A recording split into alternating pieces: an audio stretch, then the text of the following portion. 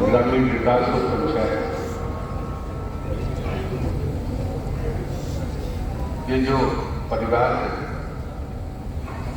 उस परिवार की सबसे सक्रिय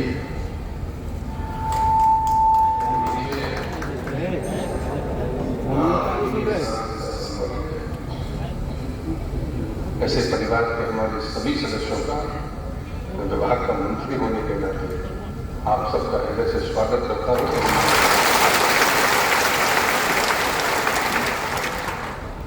दूसरा, मैं बधाई देता हूं कि कई बार हम अलग अलग संगठन के आधार पर चर्चाएं करते हैं।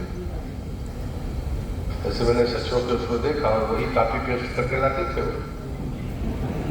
और आप तीनों लोगों ने एक साथ मिलकर इस संगठन को ठीक दिशा दी है। इस बात के लिए मैं बधाई देता हूं।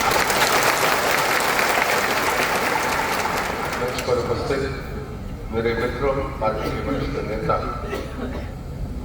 माननीय विकास निरानी जी, हमारे तीनों अध्यक्ष माननीय मनोज सिंह जी परमार, माननीय जितेंद्र सिंह जी परमार, माननीय नीतीश जी तिवारी और संचालन करने वाले माननीय मंजू राजा जी, अन्य सभी सहयोगी पदाधिकारी, उपस्थित भाइयों बहनों, मैं बना रहा हूँ, डाल दो। मुझे 1.5 वर्ष हुआ है सरकार में आए हुए और जो कि मेरा राज्य का अनुभव पहला अनुभव है, लेकिन मेरी कार्य प्रणाली में मैं 2 बातों को बड़ा स्पष्ट करता हूं। जब आप परिवार कहते हो तो फिर दर्द भी आपको महसूस होना चाहिए, उसको किसी को कहना नहीं। और इसलिए जब मैं मंत्री बना था तो मैंने जिला पंचायत अध्यक्ष, जिला पंचायत सीओ, जनपद अध्यक्ष, जनपद सीओ, जिला पंचायत सदस्य, अभी जनगणना अभियान में जब मैं जिलों में जा रहा हूं तो पंच, सरपंच, जनपद सदस्य इनसे संवाद कर रहा हूं। और जो सचिवों के संगठन आए थे तो मैंने उनको बैठकर बात की थी कि ये बार बार रिपीटेशन मत करो, ये बात तय करो कि हमें कितने कदम आगे बढ़ना है। तो एक चीज मुझे बड़ी अजीब लगी थी कि सचिव समाज की किसी की मृत्यु हो गई, लेकिन उसके अनुकंपा नियुक्ति के लिए 3 साल का ही समय था। मेरा गले के कारण तो जीएडी में वो 7 साल था। मैंने उसे बिना कहे अनुकंपा नियुक्ति का समय 7 साल कर दिया, क्योंकि मुझे लगता था कि ये न्यायपूर्ण है। आज जितनी बातें आपने कही है, जब आपको मिलने के लिए आए थे तो आपने हमसे कहा था आपका वेतन समय पर नहीं मिलता, ये चुनौती थी। जब मैंने मंत्रालय में देखा तो आपका कोई हेड ही नहीं है, कहाँ से पैसा आएगा, आपका वेतन का पैसा आएगा कहाँ से, उसका कोई हेड ही नहीं था। तो मैंने पहली बार कहा कैसे हो सकता है, इतनी बड़ी संख्या में लोग काम करते हैं और उनके पास कोई वित्तीय प्रबंधन एक खांचे में ना हो। तब पहली बार हमने स्टाम्प ड्यूटी से जीआरएस के वेतन को सुनिश्चित किया कि पहले वेतन पैसे से विकास के काम, ऐसा नहीं हुआ कि विकास के काम का जिनका पैसा बचा उसका जीआरएस में कोई सर्विस दे रहा है उसको वेतन समय पर मिलना चाहिए। और इसलिए मुझे लगता है कि जो चीजें मेरे ध्यान में आई उनको मैंने कोशिश की और पिछले सरकार के समय हमारी सरकार ने जो घोषणाएं की थी वो घोषणाएं भी हमारे सामने है। प्रारंभिक दृष्टि से मुझे लगता है कि अभी लगभग 2000 पद हमारे रिक्त हैं। हम शायद 10 या 15 दिन में उसके भरने की प्रक्रिया शुरू करने वाले हैं। आपराधिक प्रकरण में जिनको एग्रीमेंट रद्द कर दिया जाता है वो न्यायालय से बरी हो जाते हैं और उसके बाद उनको नौकरी नहीं मिलती है। तो हमने ये तय किया है कि दोष मुक्त होने के बाद में उनको फिर से एग्रीमेंट करना पड़ेगा, इसमें कोई शर्त नहीं हो सकता। अब तीसरी बात आती है कि जितने भी सेवा करते हैं, जैसे 2023 का सर्कुलर कहा, बाकी चीजें कहें, आपका सर्कुलर 2023 में जारी हुआ फिर कोई जिला उसको कर नहीं रहा।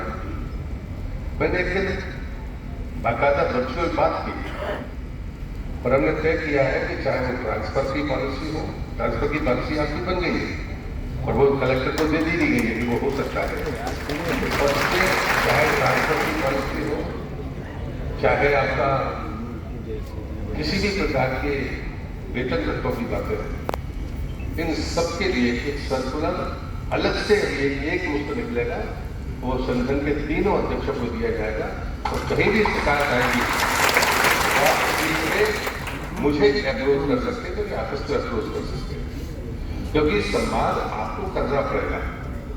ऐसा नहीं होगा कि आप लटके रहे और बाकी चीजें होती रहे। अब वेतन 9 से 18 हुआ, आप 18 से बढ़ाने की बात कर रहे हैं। मुझे लगता है कि एक बार वित्तीय प्रबंधन को मुझे देखने लीजिए, एक कमेटी उसमें बनी, उसके बाद में हम आपके साथ बैठ के बात करेंगे कि हम कितना कर सकते हैं, क्योंकि अभी जो बजट पिछली बार था वो हमारा शायद 900 या 1000 करोड़ था, अब जाकर वो 1400 करोड़ था और इस बार स्टाम्प ड्यूटी का 6000 करोड़। तो ऐसा नहीं है कि हमें कोई पैसा बाहर ले जाना है, लेकिन हमें एक बार स्टेप बाई स्टेप देखना होगा। जब मैंने पहले देख लिया था तो मैंने पूछा था तो मैंने बात की है, मैं आपको आश्वस्त करता हूँ, मृत्यु चाहे कैसे भी हो उसका हम कंपनसेशन कैसे देंगे, इसमें तीनों अध्यक्षों को रखेंगे और हमारे अधिकारी होंगे और समय सीमा के भीतर हम इस बात का फैसला करेंगे। इसकी कमेटी बनाएंगे जिसमें आपके तीनों अध्यक्ष भी होंगे कि हम कंपनसेशन कैसे नहीं दे सकते। कोई बस में लाडली बहनों को लेके आ रहा था, बस लड़ गई, वो खत्म हो गया। सामान्य आदमी को आप पैसा देते हो पर उसको पैसे नहीं मिलेगा। तो ये बात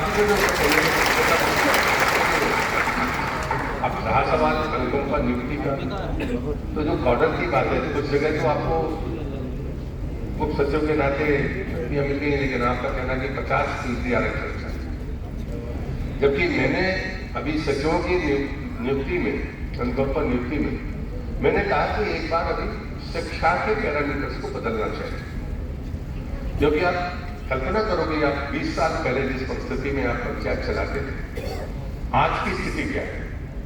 एक पंचायत में जितने वित्तीय अधिकार हैं, अभी मैंने सरपंचों को पहले 15 से 25 लाख का अधिकार दिया और 37.5 लाख का जो पंचायत भवन है वो भी बनाने का अधिकार दिया। जब इतने बड़े मद को हमें ऑपरेट करना है, और मुझे पता है कि जहां प्रधान सचिव हमें वो नहीं करते, वो GRS ही करते हैं सारा। बातें नहीं है, वो सबको पता है। और इसलिए मैं पूछ रहा था जब कह रहे थे कि हमारा पैसा कट जाता है जब मनरेगा की हम परफॉर्मेंस को कम हो जाती है और हम दूसरे काम में लगे रहते हैं, वो सारे लोग हमसे ही काम लेते हैं। ये जानकारी भी मुझे है और मैंने तय किया है कि आपको अगर कोई विभाग काम लेता है तो आप उसको उसमें डालो डाल लीजिए कि हमने 4 दिन का काम उसको दिया है। वो जवाब क्यों दे, जब आपने उससे काम दिया है तो उसकी एडमिनिस्ट्रेटिव आनी चाहिए। वो बात मैंने कही है कि यदि GRS से चल रहे कलेक्टर भी काम पकड़ा देता है, बाकी लोग भी काम पकड़ा देते हैं, तो जहां पर भी आपके मूल काम के अलावा जहां भी आप काम करेंगे, अब वो आपकी सर्विस बुक जो होती है उसमें दर्ज होगा, ताकि आपके साथ में ये अन्याय ना हो जो आप कह रहे हैं। तो मुझे लगता है कि ऐसी चीजों को हमने कंपाइल किया है और ये जल्दबाजी कर रहे थे कि नहीं जल्दी नहीं करना है, इसलिए मैंने कहा ठीक है हम मिल सकते हैं। और मैं मानता हूँ कि हमारा संवाद बना रहना चाहिए और हम ये चीज़ों को तय करें कि हम वास्तव में कर क्या सकते हैं। तो एक बात बड़ी साफ है, 1.5 साल में आपने मेरी कार्यप्रणाली को देखा होगा, मैं नहीं चाहता कि हम जिस परिस्थिति में ग्रामीण जीवन है, इतना पैसा होने के बावजूद भी हम स्वावलंबी पंचायत की तरफ एक कदम भी आगे नहीं बढ़ा। भारत सरकार 15वें वित्त का पैसा देती है, अब 16वां वित्त जाएगा 19 साल से। राज्य सरकार 5वें वित्त का पैसा देती है, मनरेगा का पैसा भारत सरकार देती है, यहाँ स्टाम्प ड्यूटी का और कभी कभी खनिज का पैसा भी पंचायतों को मिलता है। आपको जो भी मिलता है, लेकिन आपकी खुद की आय क्या है। अगर पंचायत को बाहर से ही लिया जाए तो मुझे लगता है कि संतोष यादव जी चलेगा नहीं। हमारी जमीनें सार्वजनिक हैं, दुकान बन जाएगी तो कोई किराया नहीं देगा, बिजली नहीं होगा तो कोई बिल नहीं देगा, पानी मिलेगा तो उसका भुगतान नहीं करेगा, समूह को कहोगे कि नहीं तुम जाके भी सुनो। ये भी जिम्मेदारियां है, कर्तव्य है हमारी, रिस्पॉन्सिबिलिटी कंप्लीट है। ट्रेनिंग चाहिए, हम ट्रेनिंग के लिए तैयार हैं।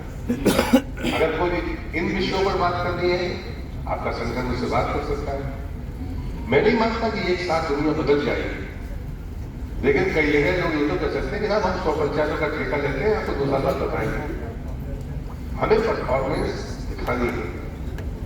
तो मैं हमेशा कहता हूं कि कभी भी मेरे यहाँ से आपके अधिकार कम होने का तो सवाल ही नहीं है, रुकेंगे नहीं, मैं ये आपको वचन देता हूं। लेकिन वित्तीय बातों की बात करने के साथ वेतन बढ़ाना, अब घोषणा तो लोग करते थे और उसके बाद में फिर ढूंढते रहते कि कैसे कहा जाए। मैं सुहाग आदमी नहीं हूँ और इसलिए मैंने, और जैसे अनुकंपा नियुक्ति की बात है वो मैंने अभी सीधे उनसे बात की कि हम इसमें कैसे आगे बढ़ सकते हैं। अगर आपके ऑर्डर की बात है कि सचिवों के समान आपके अधिकारों को सुनिश्चित किया जाए, तो वो बात कर किसी ने समिति बना दी थी मेरे आने के पहले। वो समिति की रिपोर्ट अभी मैंने कहा है कि अगले महीने मुझे समिति की रिपोर्ट दो, उसके पहले मैं तीनों अध्यक्षों को बुलाऊंगा, आप उसको देखो कि हम उसमें कितना जल्दी आगे बढ़ सकते हैं। हमें समन्वय से चीजें करनी होगी, समय के साथ चीजें बढ़ती जाए, बाकी चीजें हो जाए। अब जैसे ये तो पितृत्व अवकाश का और हमारी माताओं बहनों के लिए तो होना चाहिए, वो तो हो गया।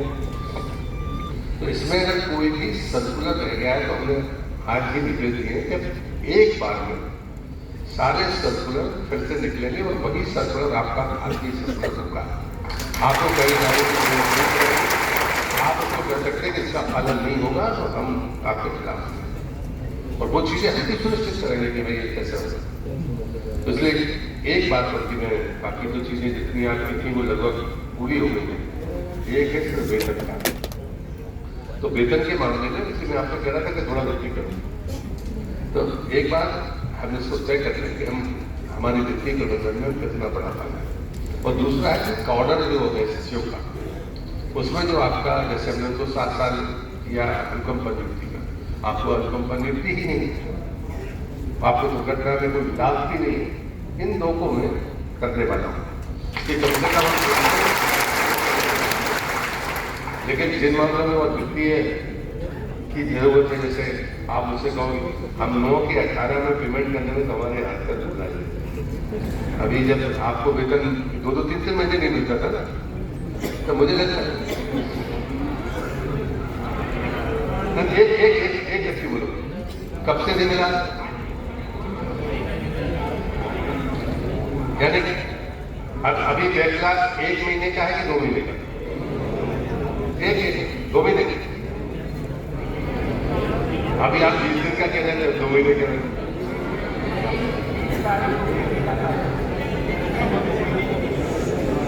तो इसको तिथि सुनिश्चित करने का मैंने कहा है कि आप महीने की तारीख तय करोगे, 5 तारीख को वेतन जाएगा तो ऑनलाइन वेतन पहुंचाना चाहिए।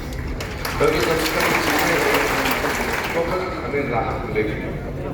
और इसलिए आज आप इतनी दूर दूर से आए हैं, बरसात में इतनी परेशानियां हैं, आप समझ कर जाइए।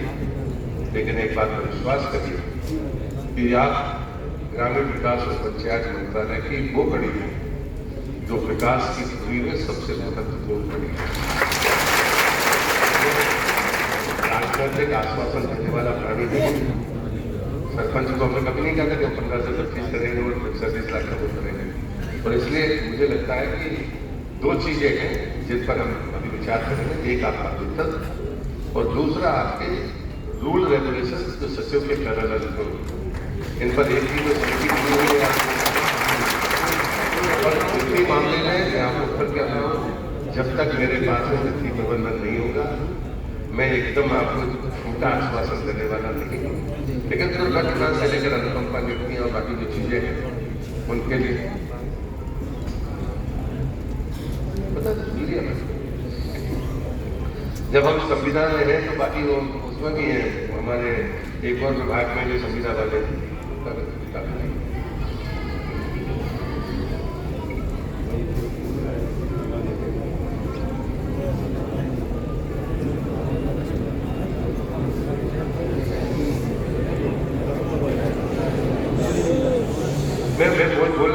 आपने बोलने नहीं दिया, बीच में खड़ी हो गई।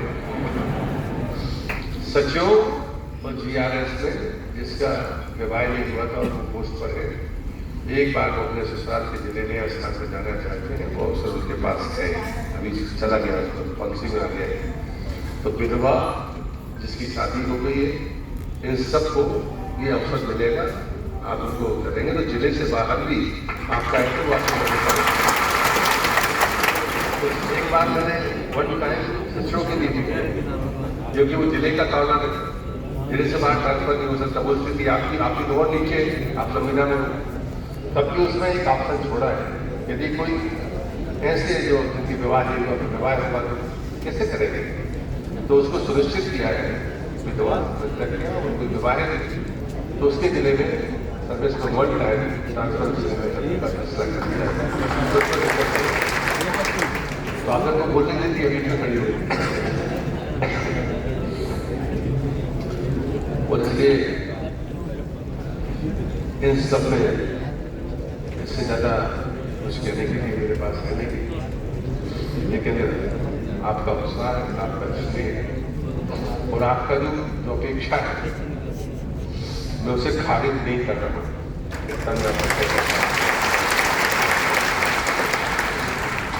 लेकिन एक बार माननीय मुख्यमंत्री जी से इस संबंध में बातचीत करेंगे, क्योंकि मैं मानता हूँ कि ऐसी घोषणा मंत्री को नहीं करनी चाहिए। जब भी ये घोषणा हो तो प्रदेश के मुख्यमंत्री करें।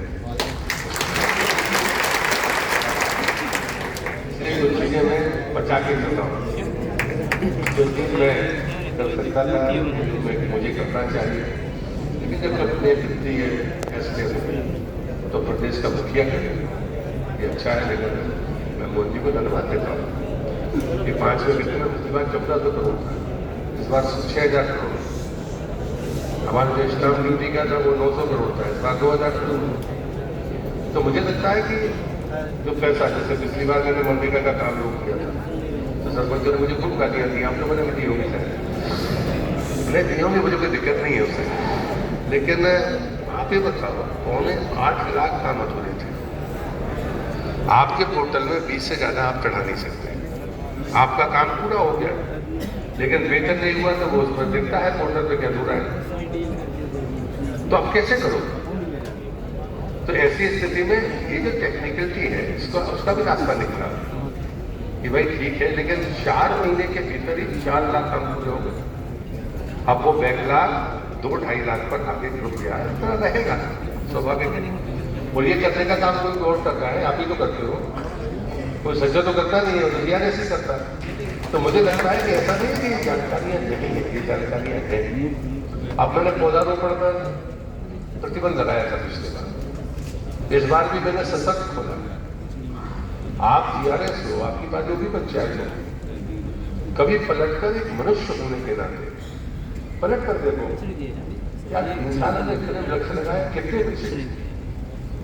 हम पौधा लगाने का काम कर रहे हैं कि पौधा नष्ट करने का काम कर रहे हैं? और इसलिए मैंने प्रतिबंध लगाया कि अगर आपके पास बाढ़ की, और जबकि हमारे पास बाढ़ का पैसा नहीं है, मैंने अभी अलग से पैसा का प्रावधान किया है कि फेंसिंग को पैसा दो, फंड खत्म होते जहाँ पानी का स्रोत नहीं है वहाँ ड्रिप का पैसा दो। आपको आने वाली पीढ़ी के लिए बचाना पड़ेगा। आप इतने होशियार हो, जब आप कंप्यूटर बैठते हो तो गूगल भी देखते हो, आप दुनिया की 2.5% जमीन रखते हो, आप भाग्यशाली हो कि दुनिया का मीठा पानी 4% आपके पास है, जमीन आपके पास 2.5%। लेकिन चुनौती भी है, इतनी छोटी सी जमीन पे 140 करोड़ पानी कहां से लेकर आओगे? आने वाले 25-30 साल बाद भीषण पानी के संकट की चेतावनी है। और हम सब देखते हैं, हमारा कुआं नीचे जा रहा है, हमारा बोरवेल नीचे जा रहा है, 12मासी जितने भी हमारे नदी नाले थे वो नीचे जा रहे हैं। जब मैं पिछली बार सबसे पहले जलगंगा अभियान शुरू हुआ तो मैं आया तो मैंने कहा मंत्री क्या करेगा, जल शक्ति मंत्री ना हुआ तो मैं कोई खेत तालाब देखने तो जाऊंगा नहीं, अमृत सरोवर देखने जाऊंगा, तो मैं करूंगा क्या? उद्देश्य इतना पवित्र है कि या तो नए बनाए स्रोत, तो खेत तालाब बनाओगे या कहीं अमृत सरोवर बनाओगे, और तो विकल्प आपके पास है नहीं, कुआ को बुझेगा नहीं, कुएं में पानी बच रहा है, या पुराने कुएं फावड़ी को साफ करके उनकी क्षमता बढ़ाओगे। मेरी आपसे दोनों हाथ जोड़कर प्रार्थना है, इसमें अपने निजी तौर पर जीत लाइए। मैंने फैसला किया कि भाई मैं नदियों के उत्तम पे काम करूँ। मध्य प्रदेश नदियों के उत्तम का मायका है। प्रदेश का मंत्री रहा हूं जलशक्ति का, 247 से ज्यादा नदियां। नर्मदा का बेसन में विंध्याचल और सतपुड़ा का आदि पानी जाता है। विंध्याचल का आधा पानी गंगा बेसन में जाता है। सतपुड़ा का आधा पानी गोदावरी बेसन में जाता है। आप बाहर से कोई आया होगा, वहां माही नदी का उद्गम 1/3 गुजरात को वो नदी पानी मिलती है और सीधे जाके खंबाती कालीनाथ सागर मिलती है। तापी मुल्ताई से निकलती है और सीधे जाके अरब सागर में मिलती है। नर्मदा पश्चिम की तरफ आती है और सोनपुर की तरफ जाती है और पटना में जाकर वो गंगा में मिलती है। आप कितने राज्यों को पानी देते हो? सरप्लस है पानी आपके पास, लेकिन उसके बाद भी चुनौती नहीं है। आपसे ज्यादा अच्छा कोई नहीं जान सकता और जादू से करता किसी गांव में पानी की परिस्थिति क्या है, आपसे ज्यादा कोई जान सकता है, डेटा है किसी के पास। और इसलिए मुझे लगता है कि इसमें भी हमें कुछ अगर नवाचार आप करते हो, आप ये बिल्कुल मत मानो कि आप संविधान में हैं, बहुत छोटे कर्मचारी हैं, मुझे भाषा बोल रहे थे, मैं आपकी भाषा से सहमत नहीं हूँ। हम सब एक परिवार के सदस्य हैं। मंत्री कोई भगवान से टपक कर नहीं आता है। हम GRS हो एक परिवार के नाते हम बात करें तो खाली ये आश्वासन में ना हो कि मैं कहूँ परिवार में और बात कर पता चला कि इसका दर्द नहीं पता, मैं ऐसा आदमी नहीं। आज मैं 80 नदी के उद्गम पर होकर आया और बीमार होने के बाद ही तय कर लिया था मैं सुबह होकर तो वापस आया, क्योंकि मुझे लगता है कि एक बार चलो कोशिश तो करते हैं। इतनी अच्छी परंपरा जीने के लिए मिली, बुरा मत मानिए। हम पढ़े लिखे लोग, जानकार लोग, हम गंभीर नहीं है उस गंभीर प्रति, लेकिन हमारा जनजाति भाई बहन वो हमसे ज्यादा गंभीर है। वो किसी न किसी त्योहार में उस उद्गम पर पूजा करने के लिए जाएंगे, उसकी रक्षा करने का काम करेंगे, लेकिन हमने सिर्फ उस नदी के पानी की चिंता की है। बांध बन जाए, तालाब बन जाए, खेत में पानी मिल जाए, पीने का पानी मिल जाए, और बाकी में तो सरकार और नेताओं की घटिया लगेगा। अरे भैया बरसात नहीं होगी तब क्या करोगे? और इसलिए मैं जितनी जगह पर भी गया हूँ, पिछली बार 32 जगह पर गया था, तो कुल 6 जगह पर पानी मिला था, एक बूंद पानी। तो ये तो मंत्री का काम नहीं है एक पेड़ लगेगा क्या, लेकिन मंत्री का काम क्या है? और ऐसे आप भी ये मत मानिए तो काम आप वो काम तो आप कर ही रहे हो। बिल्कुल ये आपके लिए जासूसी में नहीं बोल रहा हूँ। हर अधिकारी आपको काम बताता है, सचिव का पूरा लगभग काम आप कर रहे हो, सच्चाई है, इसमें कोई इसलिए उस मामले में जितनी भी चुनौतियां होंगी, कठिनाइयां होंगी, उसमें एक गाय के बारे में सोचा जाए। पंचायत के बाहर जाते हैं, हमारा घाट तो होना चाहिए, हम जा रहे हैं तो जाइएगा, पर हमारी व्यवस्था क्या है, आप वन टाइम करो। तो इस सब पर भी मैंने कहा कि इस पर वर्कआउट करेंगे, बात करेंगे कि छोटी चीजें भी एक बार स्पष्ट हो तो फिर हम मानेंगे कि नहीं कुछ कदम आगे बढ़े। और हम बहुत जल्दी आपको बच्चों के 2 मामलों में मैंने कहा कि मैं खारिज नहीं कर रहा हूँ, मुख्यमंत्री से बात करके ये ऐसा मामला है जिसको मुख्यमंत्री जी कभी कोशिश करेंगे। आप विश्वास करिए, आज मैं आपको शुभकामनाएं देता हूँ। मुझे तस्वीर मैंने देख ली थी, मैंने पूछा था ये कष्टकार है, तभी मैं बताया कि पिछली बार कोई बस में आ रहे थे, कोई हमारा GRS था और खत्म हो गया, उसको चलाते मैं श्रमण मैंने उसमें इतने परिवर्तन किए और उसके बाद में अगर उसका भी लाभ उसको नहीं मिल रहा। आम आदमी को आप लाभ दे रहे हो और जो ड्यूटी करते हुए जा रहा है उसको लाभ नहीं मिल रहा। तो ये जो विसंगति है, इस विसंगति को मैं दूर करूंगा। हम देखेंगे कि तय करेंगे ताकि हम बाकी लोगों की अलग कैटेगरी बनाकर हम तब तक हमारा वेतनमान और बाकी अधिकार नहीं हो जाते, तब तक ऐसे परिस्थितियों में हम कैसे उनको मुआवजा देंगे ये तय करने का मैं तय करूँगा। लेकिन मैं आपसे जरूर निवेदन करता हूँ, अभी जो 2000 नियुक्तियाँ होंगी तो मैं ये मानता हूँ हम शिक्षा के सर्टिफिकेशन पर आप भी अपनी राय दे सकते हो। मैं चाहता हूँ कि GRS हो या सचिव समय के साथ में क्वालिफिकेशन में अपने विषय होना चाहिए, ट्रेनिंग कंपोनेंट्स बढ़ने चाहिए, ये ऐसा मेरा मत है। और इसमें अगर आपकी सहमति होगी तो हम इसमें आगे बढ़ेंगे। आप इतनी बड़ी संख्या में आप खड़े, आपका स्वागत किया, स्नेह दिया, इतना भरोसा आपने किया है, मैं आपका हृदय से धन्यवाद करते हुए आश्वस्त करता हूँ, आपका भरोसा टूटेगा नहीं। भारत माता की जय।